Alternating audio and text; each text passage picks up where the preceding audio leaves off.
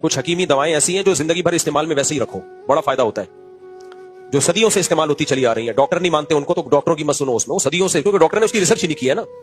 جن ڈاکٹروں نے ریسرچ کی وہ ماننے لگے ہیں. پھر کچھ دوائیں ایسی ہیں جیسے جن کو نزلہ رہتا ہے نا، اکثر سر میں جمع رہتا ہے نزلہ، وہ اسدو خدوس، وہ مارکیٹ سے خرید لیں، گرم پانی ہو قہوے کی طرح، اس میں 1 چمچہ حل کر کے رات کو پی لیا کریں پابندی کے ساتھ. بہت فائدے ہیں اس کے، دماغ بھی، بال دیر سے سفید ہوں گے آپ کے، اور وہ سارا کچرا وچرا دماغ سے کھیل کے باہر نکال دے گی. وہ بہت فائدے مند ہے. اور اگر نہیں بھی ہے تو بھی کھا لو، کوئی نقصان نہیں ہے اس کا، فائدہ ہی فائدہ ہے. ڈاکٹر نہیں مانیں گے اس کو، ڈاکٹر کو کیا پتا، اس کو خدوس کی اسپیلنگ نہیں آتی ڈاکٹر کو. تو اب پھر بھی اس میں بھی ڈاکٹر ٹانگ اڑا رہا ہے، ابے یہ کچھ بھی نہیں ہے، حکیموں کی بنائے. بھائی یہ صدیوں سے ایک آزمودہ نسخہ ہے، ایک جڑی بوٹی ہے، بہت فائدے مند ہے. ڈاکٹر تحقیق کرے گا تو آ جائے گا اس طرف. ہمیں یاد ہے بچپن میں حکیم لوگ اسبغول کا چھلکا دیتے تھے، ڈاکٹر نہیں مانتے تھے اس کو. اب سارے ڈاکٹر لکھ کے دے رہے ہیں اسبغول پیا کرو. تو اسی طرح حکیموں کی ایک دوا ہے معجون فلاسفہ. کبھی بیٹھو گے تو حکیموں کی دواؤں کی فہرست بتاؤں گا میں آپ کو. معجون فلاسفہ اتنی زبردست چیز ہے. جوارش کمونی، آہا مزہ نہ آئے پیسے واپس. پیٹ کے لیے اتنی بہترین دوا، یہ زیرے سے بنتی ہے، زیرے سے.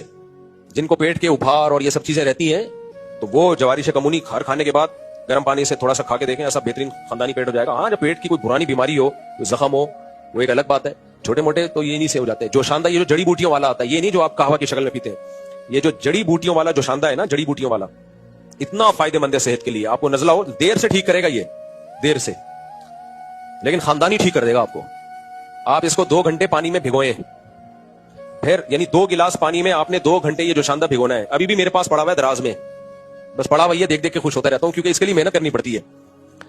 یہ جو شاندہ آپ نے جڑی بوٹیوں والا، یہ آپ نے 2 گھنٹے پانی میں بھگو کے رکھا، ہلکی آنچ پہ، اسٹیل کی دیگچی میں ہلکی آنچ پہ پکایا اس کو، 1 کپ رہ گیا اور اس کو چھان لیا. وہ کڑوا کڑوا آپ پی کے رات کو سو جاؤ، اور جو کچرا بچا ہے اس میں 2 گلاس اور ڈال دو.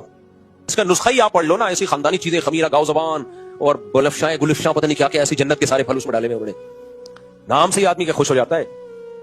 تو ہے کڑوا، مزہ نہیں آئے گا پینے میں، تو شہد ملا لو اس میں. ہم تو کڑوا بھی پی لیتے ہیں.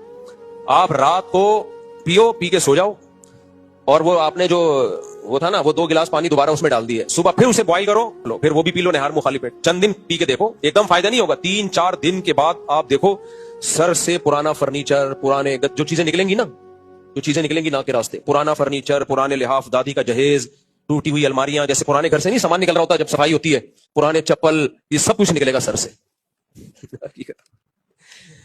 تو صاحب ایک دم سر آپ کا صاف ستھرا، پیٹ سسٹم ایک دم خاندانی ہو جائے گا. 1 ہفتہ پی لو اپنے خرچے پہ.